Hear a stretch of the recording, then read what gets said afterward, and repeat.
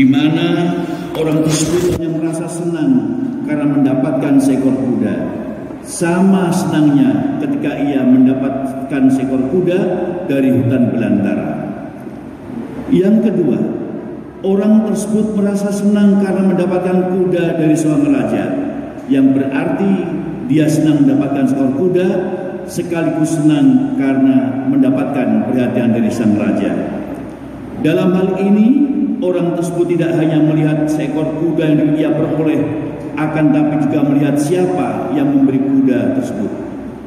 Sebagaimana kita melihat kenikmatan tidak hanya pada materi kenikmatan itu, akan tapi lebih daripada itu, kita harus mampu melihat siapa yang memberi nikmat. Yang ketiga, syukur diumpamakan dengan seseorang yang mendapat seekor kuda dari seorang raja, yang kemudian tidak hanya melihat materi kuda itu sendiri, dan tidak hanya melihat siapa yang beri, tidak hanya senang mendapatkan seekor kuda, tidak hanya senang mendapat perhatian dari sang raja, melainkan lebih daripada itu, bagaimana ia memanfaatkan. Wala in kafartum inna azabi lasyadid. Dan ingatlah juga tatkala Tuhanmu memaklumkan, sesungguhnya jika kamu bersyukur, pasti kami akan menambah nikmat kepadamu. Dan jika kamu mengingkari nikmatku, maka sesungguhnya azabku sangatlah pedih. Al-Quran Surah Ibrahim ayat 7. Jamaah rahimakumullah, memperhatikan kalimat la'azidannakum dalam ayat tersebut menunjukkan bahwa Allah akan menambah nikmat, karena syukur itu adalah janji Allah. Sedangkan Allah tidak pernah ingkar janji. Bukan sekedar masyiatillah, kehendak Allah, tapi janji Allah. Jamaah rahimakumullah, di samping Allah memberikan sesuatu yang menyenangkan atau kenikmatan, Allah juga menimpakan kepada kita sesuatu yang tidak menyenangkan, yang lazim kita sebut musibah. Kemudian bagaimana sikap kita menghadapi dan menerima musibah tersebut? Ada 3 tingkatan. Yang pertama, sabar. Yang kedua, ridho. Dan yang ketiga, mahabbah. Sabar adalah ihtimalul adha ma'al alami bighairi syakwa, yaitu menerima musibah dengan rasa berat tanpa mengeluh. Itu sabar. Menerima dengan rasa berat tanpa mengeluh. Yang kedua adalah ridho. Ihtimalul adha bila alamin wala farahin, yaitu menerima musibah tanpa merasa berat ataupun senang, biasa-biasa saja. Ketiga, al-mahabbah, yaitu ihtimal adha ma'al farahi wa syukri, menerima musibah dengan senang hati. Jamaah rahimakumullah, disebutkan dalam kitab Al-Ihya, fa inna lis-sabri darajatin aqalluha tarkus syakwa ma'al karahah wa wara'aha ar-ridha wa huwa maqamun wara'as sabri wa wara'ahu asyukru 'alal bala wa huwa wara'ar ridha. Sabar itu mempunyai beberapa tingkatan. Tingkat paling rendah adalah menerima musibah disertai rasa enggan atau tidak senang tanpa mengeluh. Itulah sabar pada umumnya. Yang kemudian menerima dengan ridho, yaitu setingkat di atas sabar, dan syukur setingkat di atas ridho. Hadirin yang berbahagia wa rahimakumullah, seseorang bersikap sabar ketika hanya mampu melihat wujud sebuah musibah dan tidak mampu melihat siapa yang mendatangkan musibah itu.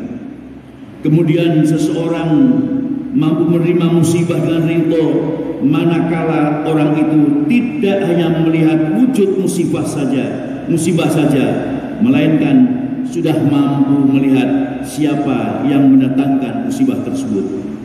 Sedangkan tingkat yang ketiga adalah tingkat yang sangat sulit dan tak mudah dipahami, yaitu sikap mahabbah, menerima dengan senang hati.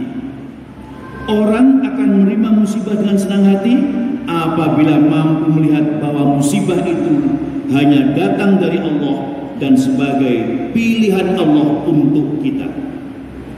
Hadirin semua yang berbahagia, warahmatullah.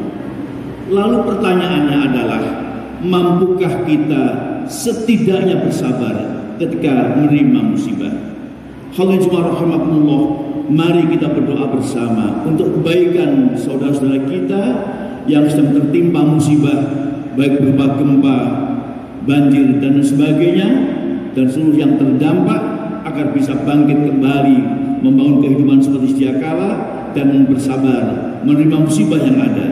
Dan semoga musibah-musibah itu tidak menafikan nikmat-nikmat Allah yang hakikatnya masih banyak kita rasakan.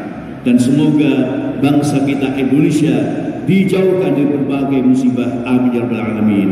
Barakallahu li wa lakum fil Qur'anil azim wa nafa'ani wa iyyakum bima fihi min al-ayati wa dzikril hakim wa taqabbala minni wa minkum tilawatahu innahu sami'un alim. Allahumma salli wa sallim wa zid wa an'im wa tafaddal wa barik bi jalalika wa kamalika ala zaini ibadik sayyidina maulana Muhammad wa ala alihi wa sahbihi wa sallim wa radiyallahu tabaraka wa ta'ala an kulli sahabati rasulillahi ajma'in.